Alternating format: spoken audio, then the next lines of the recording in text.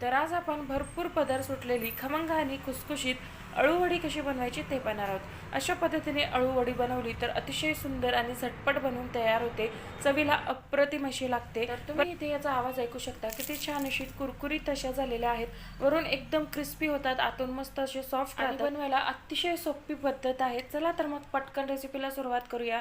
नमस्कार, cook with Manisha YouTube चॅनलमध्ये तुम्हा सर्वांचं खूप खूप मनापासून स्वागत आहे।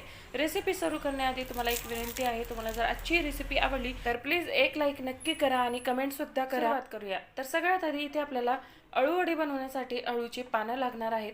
तर इथे इथे मी स्वच्छ धुवून अळूची पानं घेतलेली आहेत। 2 ते 3 पाण्याने स्वच्छ धुवून घ्यायचे।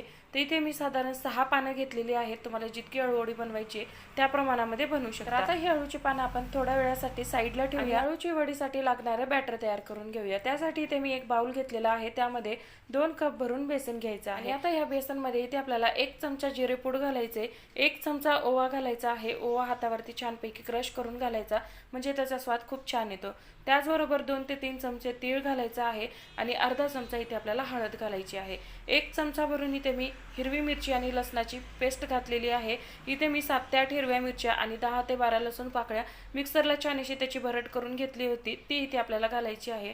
भरपूर अशी बारीक चिरलेली कोथिंबीर घालायचंय। 1 चमचा मीठ घातलेला आहे, म्हणजे चवीपुरतं मीठ घालायचंय आणि 1 चमचा इथे आपल्याला साखर घालायचंय। साखरेऐवजी तुम्ही इथे गूळ सुद्धा घालू शकता आणि त्याचबरोबर इथे आपल्याला चिंचेचा कोळ सुद्धा घालायचा आहे। अगदी लिंबा एवढी चिंच मी पाण्यामध्ये भिजत घातली होती आणि त्याचा चिंचेचा कोळ काढून घेतला आणि चिंचेचा कोळ यामध्ये ऍड करून घ्यायचे।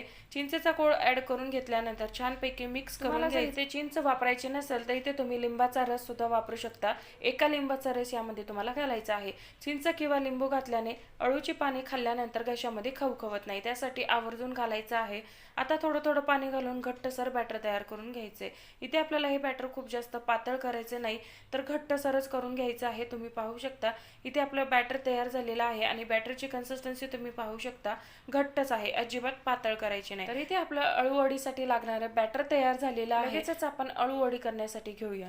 तर त्यासाठी ते आपल्याला अळूची पानं घ्यायची आहेत आणि पानं जे आहेत ते उलट्या साईडने ठेवायचे आहेत आणि उलट्या साईडने इथे आपल्याला हे बॅटर लावून घ्यायचं आहे। बॅटर लावत असताना इथे आपल्याला खूप जास्त जाड लावायचं नाही, अगदी पातळच थर लावायचा आहे, कारण ही सगळी पानं आपण एकावरती एक बरेच पानं ठेवणार आहोत। त्यासाठी इथे आपल्याला याचा लेयर जो आहे तो अगदी पातळ लावायचा आहे। व्हिडिओमध्ये तुम्ही पाहू शकता इथे मी हे बॅटर जे आहे ते खूप जास्त जाड लावत नाहीये, अगदी पातळ लावून घेते। अगदी कडेपर्यंत आपल्याला हे बॅटर लावून घ्यायचं आहे। जर तुम्ही बेसन पिठाचा खूप जास्त जाड थर लावला तर तो आतपर्यंत वाफला जाणार नाही आणि तो खायला कच्चा लागू शकतो। त्यासाठी अगदी पातळ थर लावून घ्यायचे। तर इथे मी या पानाचा पातळ थर लावून घेतलेला आहे। अशाच पद्धतीने बाकीचे पाने सुद्धा आपल्याला एकावरती एक ठेवून लावून घ्यायचे पाहिजे। आपलं एक पान लावून झालं, दुसरं पान लगेचच आपल्याला त्यावरती उलटाच ठेवायचं आहे आणि त्याची बाजू आपल्या साईडने करायची आहे। पानाची टोकाची बाजू जी आहे तर एकदा त्या बाजूला करायची आणि एकदा आपल्या बाजूने करायची आहे। अशाच पद्धतीने सगळी पानं लावून घ्यायची आहेत। तर तुम्ही पाहू शकता दुसरं पान सुद्धा मी छान असं त्यावरती बेसनचा अगदी पातळ थर लावून घेतलेला आहे। आता इथे आपल्याला फोल्ड करत जायचं आहे। एकावर एक पानं ठेवून आपल्याला त्याचा थर लावून घ्यायचा आहे आणि त्यानंतर अशा पद्धतीने फोल्ड करत त्याला चौकोनी आकार देऊन घ्यायचा आहे। व्हिडिओमध्ये तुम्ही पाहू शकता अशा पद्धतीने या पानांचा आपल्याला चौकोनी आकार करून घ्यायचा आहे। तुम्हाला हवं तसं करून घेऊ शकता, पण त्याला चौकोनी आकार आला पाहिजे। अशा पद्धतीने याला आपल्याला फोल्ड करत जायचं आहे। व्हिडिओत दाखवलेल्याप्रमाणे सुद्धा तुम्ही करून घेऊ शकता। आता इथे मी याला चौकोनी आकार देऊन घेतलेला आहे। आता यावरती आपल्याला तिसरं पान ठेवायचं आहे आणि ह्या पानाला सुद्धा आपल्याला अशाच पद्धतीने बेसनाचा अगदी पातळ थर लावून त्याला सुद्धा चौकोनी आकारामध्ये फोल्ड करून घ्यायचं आहे। पाहू शकता इथे मी सगळी पानं अशाच पद्धतीने चौकोनी आकारामध्ये फोल्ड करून घेतलेली आहे। आता हा शेवटचा पान राहिलेला आहे, तो सुद्धा मी छानपैकी चौकोनी आकारामध्ये छान असं फोल्ड करून घेते। फोल्ड केल्यानंतर खालच्या बाजूला सुद्धा छानपैकी बेसन पीठ लावून घ्यायचं आहे, म्हणजे ही अळूची पानं एकमेकांना व्यवस्थित अशी चिटकून राहतात। अळूच्या पानांच्या चारही भागांनी इथे आपल्याला हे बेसन पीठ व्यवस्थित असं लावून घ्यायचंय, म्हणजे पानं एकमेकांना व्यवस्थित असे चिटकून राहतात आणि तळताना ते अजिबात सुटत नाहीत। आता हे वडी आपल्याला वाफून घ्यायचं आहे। वाफण्यासाठी इथे मी एका प्लेटला तेलाने ग्रीस करून घेतलेला आहे। आता या पानांची उलटी बाजू करायची आहे आणि खालच्या बाजूला सुद्धा इथे आपल्याला थोडंसं बेसन पीठ लावून घ्यायचं आहे। तर इथे पाहिजे मी या पानांना सुद्धा छानपैकी बेसन पीठ लावून घेतलेलं आहे. अगदी परफेक्ट इथे आपलं प्रमाण झालेलं आहे. 6 पानांसाठी इथे आपलं 2 कप बेसन पीठ अगदी परफेक्ट प्रमाण झालेलं आहे. तर पाहू शकता आता हे वाफण्यासाठी ठेवूया. तर वाफण्यासाठी ती प्लेट छोटी पडत होती, त्यासाठी इथे मी कढईमध्ये पाणी गरम करायला ठेवलं आणि त्यावरती एक मोठी चाळणी ठेवली. त्यावरती हे वडी वाफण्यासाठी ठेवायचं आहे. झाकण लावायचं आहे आणि 15 ते 20 मिनिटे आपल्याला ही अळूची पानं वाफून घ्यायची आहेत.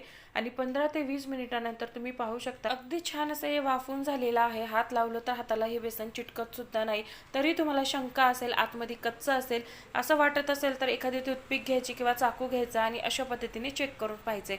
टूथपिक जर ओली निघाली तर थोडा वेळ वाफून घ्यायचं आणि क्लीन निघाली तर काढून थंड करून घ्यायचं. तर इथे पाहिजे मी अळूची पाणी या चाळणीवरतून काढून घेतलेत आणि पाहू शकता अजिबात हे चाळणीला चिटकून वगैरे राहिलेलं नाहीये. आता याच्या आपल्याला वड्या कट करून घ्यायचे, पण वड्या कट करत असताना पूर्णपणे थंड झाल्यानंतरच आपल्याला हे कट करून घ्यायचं आहे. तर इथे हे पूर्णपणे थंड झालेलं आहे. थंड झाल्यानंतर आता आपण याच्या वड्या कट करून घेऊया. आता ह्या वड्या तुम्हाला कितपत लहान मोठ्या हव्या आहेत त्या आकारामध्ये कट करून घेऊ शकता. इथे मी मीडियम साईजच्या वड्या कट करून घेते आणि इथे आपल्याला चौकोनी वड्या कट करून घ्यायच्या आहेत.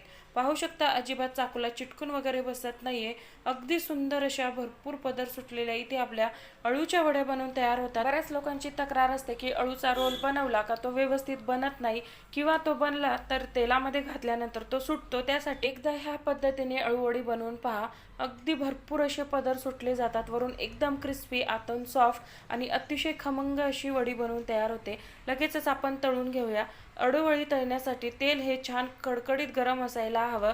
तेल जर कमी गरम असेल तर अळूवडी तेलकट होते, खूप जास्त तेल पिते. त्यासाठी तेल हे कडकडीत गरम असेल तेव्हाच आपल्याला ही अळूवडी तेलामध्ये घालायची आहे आणि चमच्याच्या सहाय्याने उलट सुलट करून छान अशी क्रिस्पी होईपर्यंत तळून घ्यायची आहे.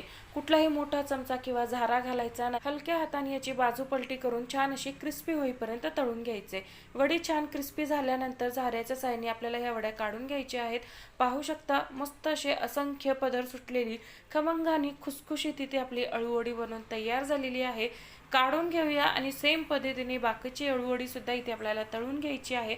तुम्हाला जर ही रेसिपी कुठेही जराही आवडत असेल तर प्लीज व्हिडिओला एक लाईक नक्की करा आणि चॅनलवर नवीन असाल तर सबस्क्राईब करा. व्हिडिओला हाईपसुद्धा करा आणि एक कमेंट करायला अजिबात विसरू नका, कारण अशाच नवनवीन रेसिपी मी तुमच्यासाठी घेऊन येते. त्यासाठी आत्ताच चॅनलला सबस्क्राईबसुद्धा करून ठेवा. इथून पुढे आपण श्रावण महिन्यातले उपवासाचे किंवा गौरी गणपतींसाठीचे खूप नवनवीन रेसिपी पाहणार आहोत. इथे पहा, इथे आपण सेम पद्धतीने दुसरी अळूची वडीची बॅच सुद्धा तळून घेतलेली आहे. अळूची वडी पहा किती सुंदर खुसखुशीत झालेली आहे आणि एक सुद्धा अळूची वडी तेलामध्ये गेल्यानंतर सुटलेली नाहीये.